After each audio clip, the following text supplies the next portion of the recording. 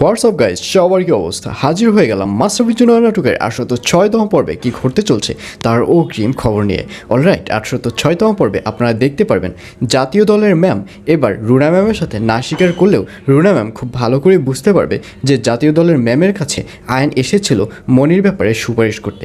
আর এটি বুঝতে পেরে রুনা ম্যামকে দেখা যাবে সে একাডেমিক কোচকে ফোন করবে। একাডেমিক কোচকে ফোন করে বলবে, আমি আপনাকে একটা কথা দেব, আপনার কথাটি রাখতে হবে। আর এই কথা শুনে একাডেমিক কোচ স্যার বলবে, জি ম্যাম, অবশ্যই আপনি কথা বলেন, কারণ আপনার জন্যই তো এই একাডেমিটা চলছে। আর এই কথা শুনে রুনা ম্যাম বলবে, আপনি আপনার একাডেমি থেকে আজই মনিকে বের করে দিন, অর্থাৎ মনির নামটি কেটে দিন। আর এই কথা শুনে একেবারে আকাশ থেকে পড়বে academic coach sir. Academic coach sir বলবে, কী ব্যাপার, এটা আপনি কোন ধরনের কথা বলছেন? তখন রুনা ম্যাম বলবে যে হ্যাঁ, আমি যেটা বলছি ঠিকই বলছি, আপনি আজই আপনার একাডেমি থেকে বের করে দেন। আর এই কথা শুনে একাডেমিক কোচ স্যার বলবে, সম্ভব না, আমি এত ভালো একজন প্লেয়ারকে আমার একাডেমি থেকে কখনোই বের করে দিতে পারবো না। আর এই কথা শুনে রুনা ম্যাম বলবে, এটাই কি আপনার শেষ কথা? তখন একাডেমিক কোচ স্যার বলবে, জি, এটাই আমার শেষ কথা।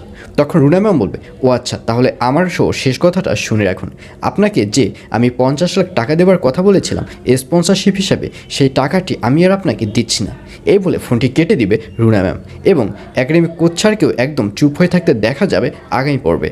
আর অন্যদিকে এবার আয়নকে দেখা যাবে আয়ন বিশাল এক টেনশনের মধ্যে পড়ে যাবে, কারণ জাতীয় দলের ম্যামের কাছে সে কথা দিয়েছিল সে তার জন্য একটা হাজব্যান্ড খুঁজে বের করবে, কিন্তু এই ধরনের পুরুষ সে কোথায় পাবে? এই ব্যাপারটি নিয়ে যখন বিশাল টেনশনে পড়ে যাবে, ঠিক তখনই নোভার কথা মনে পড়ে যাবে।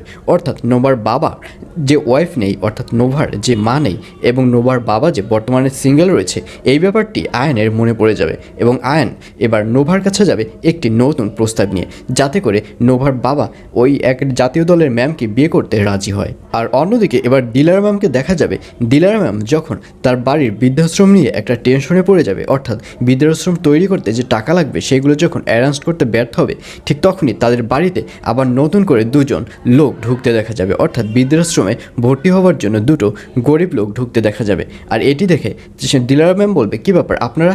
তখন তারা বলবে, আমরা থাকতে এসেছি, আমাদের থাকার কোনো জায়গা নাই। আর এটি শুনে এবার দিলারা বেগম তার ঘরেই তাদেরকে থাকার ব্যবস্থা করবে। আর এই ব্যাপারটি দিলার বেগমের বোন কিছুতেই সহ্য করতে পারবে না, এবং দিলার বেগমের বোন বলবে, কী ব্যাপার, এগুলো তুই কী শুরু করছিস?